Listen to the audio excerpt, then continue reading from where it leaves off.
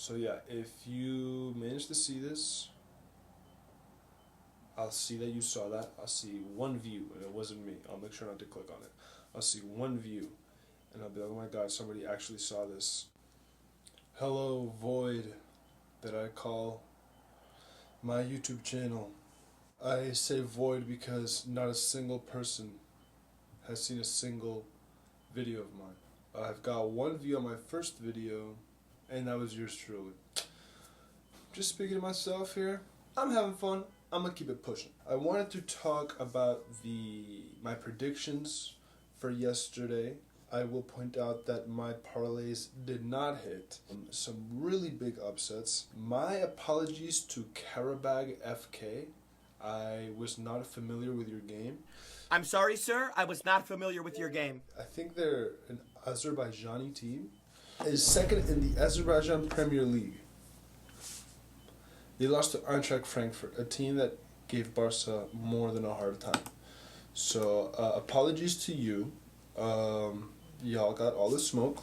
I definitely thought that Frankfurt was going to be that team, and that's really what messed up most of my parlays. We had Athletic Club, a team that I said I respected, but a team I also said was ass this season. Managed to beat Atlanta 3-2. Wrong on that one. My bad, Athletic Club. Don't bomb me. If you know, you know. Chelsea barely beating Paphos. Liverpool kind of smoking Marseille, so it seems. I didn't watch any of these highlights. Maybe I should have done that before I started recording, but you know, while I do work from home, I do work, so you know, a bit of a time crunch.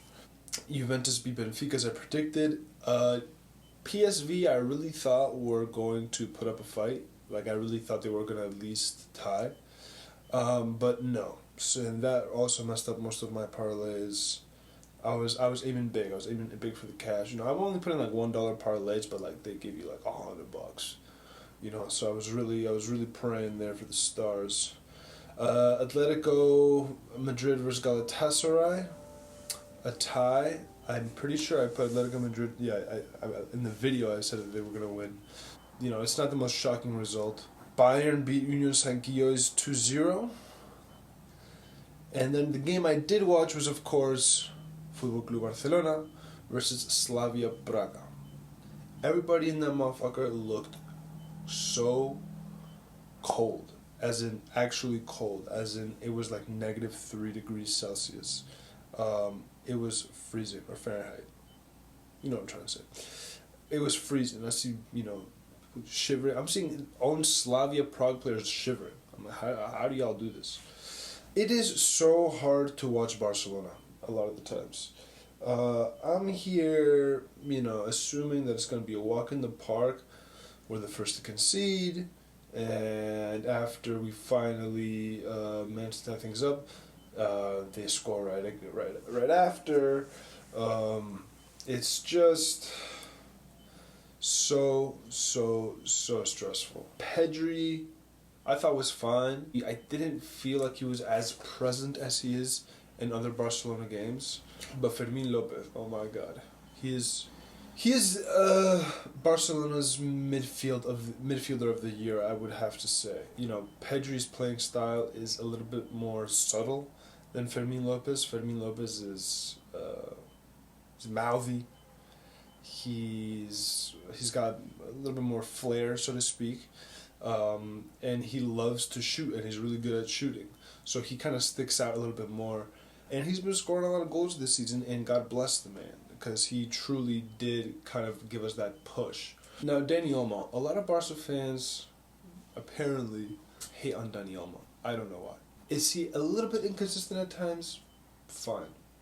Listen, that's how sports are. A good athlete is one that makes no mistakes. That's my definition of a good athlete. If you're an athlete that makes little to no mistakes, you are reliable and you are trustworthy on, you know, on whatever stage you're performing at. Dani Olmo, you know, does make a lot of mistakes, but really makes up for it.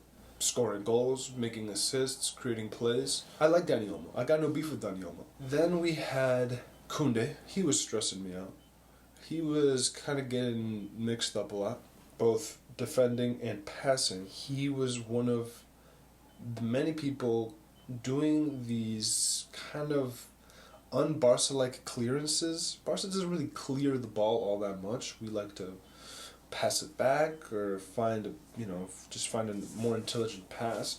But last game, and I feel like throughout the season, we've been clearing the ball a lot, which is something American teams do, like amateur, like high school teams do. Like when I think of clearing the ball, I think of my high school soccer team, which sounds a little bit arrogant comparing my high school soccer team to FC Barcelona.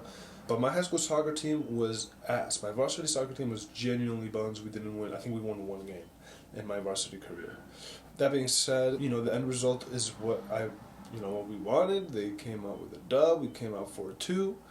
But it's so stressful watching these dudes play. I mean, it is squeaky bum time, minute 0 to minute 90. But luckily, Fermin came out to show. Where Rafinha, I found in that game, if I remember correctly, he was good at creating spaces for other players. Slavia Prague defense saw him as a threat and would follow him and would just sort of open up the field for other Barca players to take advantage of. Rashford, bro.